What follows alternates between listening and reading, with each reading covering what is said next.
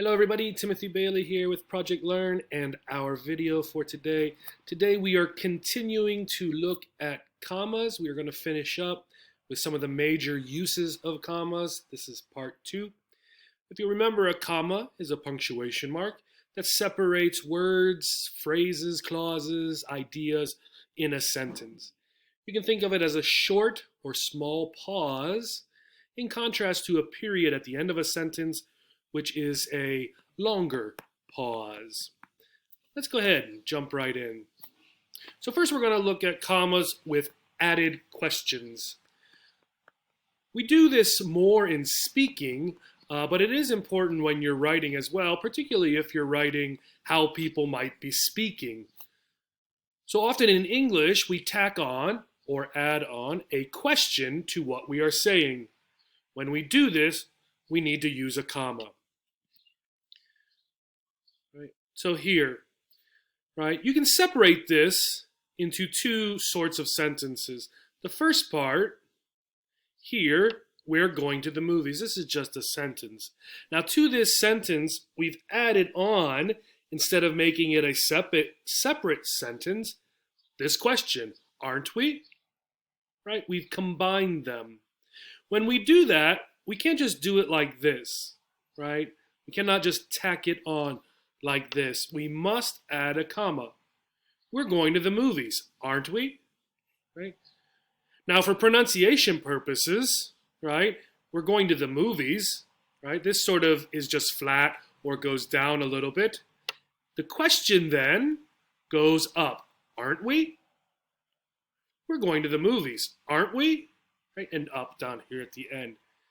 And this really helps to signal in spoken English that there's a question in case the person listened to this part, but then failed to hear or listen to the last part of your sentence.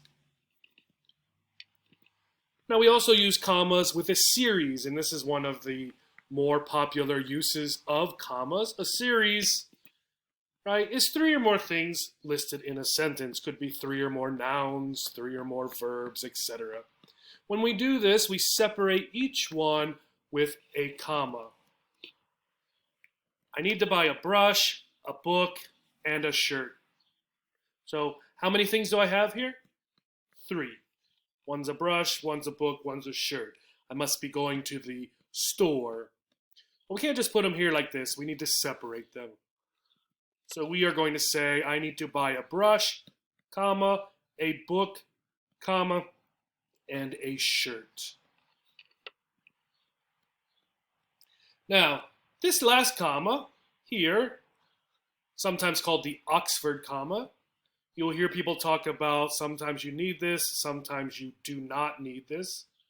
In general, it is always better and easier just to use it so that you can avoid confusion. So look at the blue sentence. I went on vacation with my parents, comma, Steve and Susan. Well, without this comma here, right, it is suggesting to us that my parents, their names, are Steve and Susan. If this is true, then this sentence is correct. But if I went on vacation with my parents and my friend Steve and my friend Susan, or 2 people I knew whose names were Steve and Susan, I need to do this. I went on vacation with my parents, Steve, and Susan. Okay? This tells us I went on vacation with 3 people, or 4 people, sorry. My parents, right? 2 of them, 1, so 4. Okay.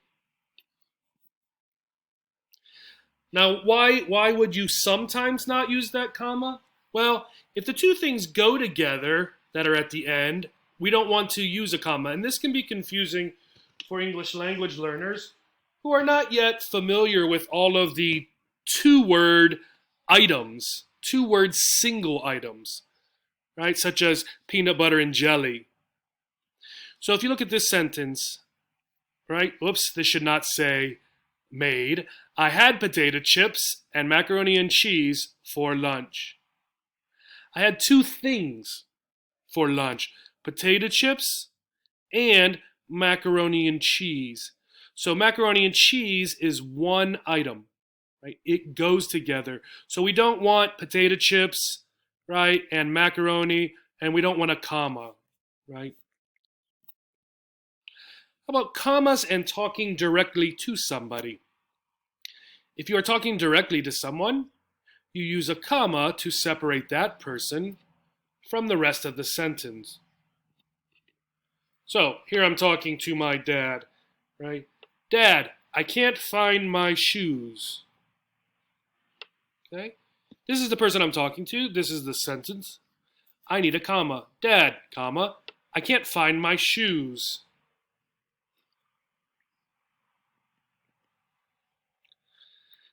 Now, sometimes also we use commas to separate multiple adjectives. This is a little bit difficult, and it seems to be changing slightly. People may not do it as much as they did in the past. But when we're using more than one adjective, we must figure out if the adjectives, are of the same level, the same degree.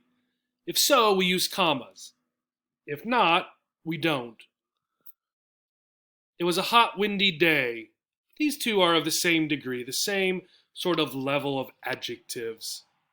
So we're going to say it was a hot, windy day. It was a hot, comma, windy day.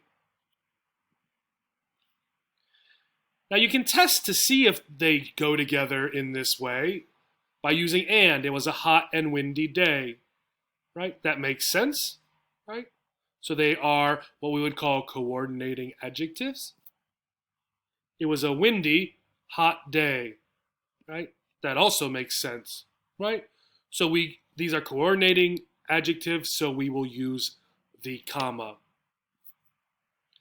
Now here, it is a tall brick house. This one doesn't work as well. It was a tall and brick house. That doesn't seem to make sense. It was a brick tall house. Nah, not so much. So these two would not be coordinating conjunctions, right? So we would just say it was a tall brick house, right, without the comma. Again, here are the two links that I shared before in the previous comma video. Check them out. There's a lot of information here about using commas. The next time you're writing and you're using a comma, think about, am I using this comma correctly? Thank you and have a great day.